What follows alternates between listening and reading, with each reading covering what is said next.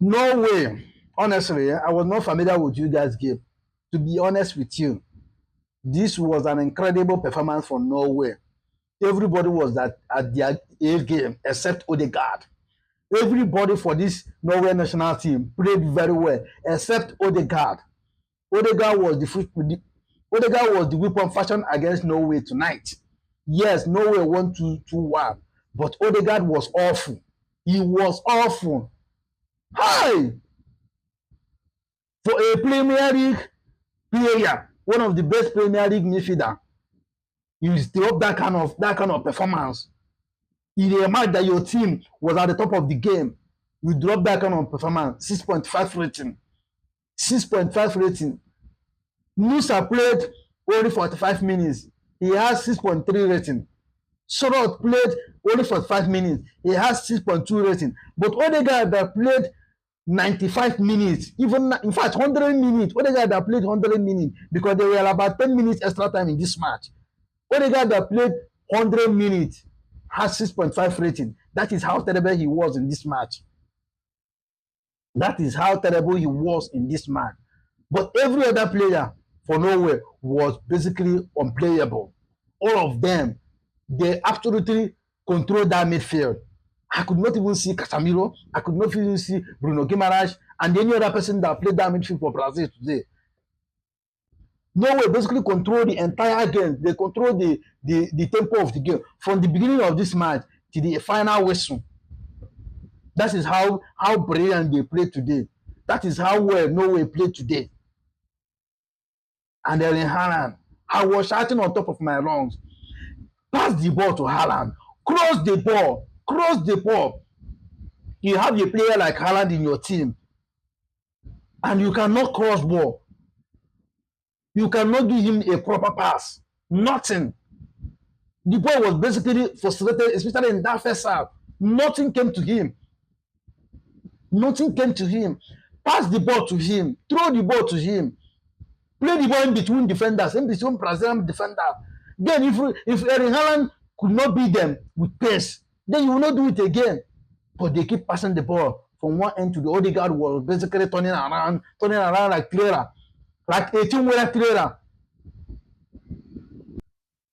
Immediately, that Andreas, I don't know the correct pronunciation of the name, Andreas Quadruple. I don't know whether I'm getting this incorrect. Immediately, the guy came into the game in the second half. He started crossing ball. Just the first successful cross that he made in that match, in that second half, bang, Eden Hazard scored. A beautiful header. A wonderful header. Bang, he scored. You guys were there wasting this young man talent. Cross the ball to him, pass the ball to him. Pass the ball to him. Erling Haaland is the best striker in the whole world right now. Nobody come close. He's the best striker in the whole world right now, and he's showing it today. He showed it today. He has been showing it in this tournament. Another counter attack. They lay it to Haaland. Haaland outside 18 shots, something that he doesn't do at Manchester City. Outside 18 shot, a brilliant shot, low shot, bam, go. Harrison could not even understand what happened. Before Harrison could finish diving, the ball was already in the net. Erling Haaland, a prolific striker, a dangerous striker. I was so angry when Erling Haaland was not getting the chances that he needed in this match. I was so angry because I know my striker now. I know my striker. I know what he can do. Cross the ball to him, pass the ball to him. But they could not create any chance. Thank God to that ball. Thank God to him. Erling Haaland have now scored 7 goals in his first World Cup appearance. 2 goals in the knockout stage. Imagine if Erling Haaland played against France in that group stage. He could have get at least 1 goal. By now, he would be leading this golden boot race. But the manager decided not to play him, which is a good thing anyway. He didn't play one single match, and he stayed tied with Messi, Mbappe in that 7 goals, in that golden boot race.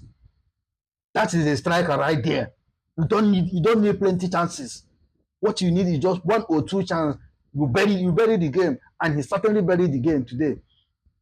He certainly buried the game.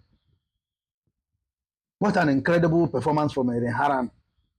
And to that Norway goalkeeper, Jesus Christ. Jesus Christ, this World Cup is just World Cup of goalkeepers. It is just World Cup of goalkeepers. That guy made some incredible save that I could not even fathom how he managed to do that.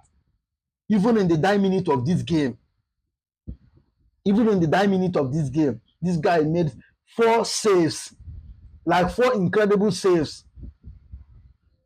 He also saved the penalty. He kept them in this game till this final whistle.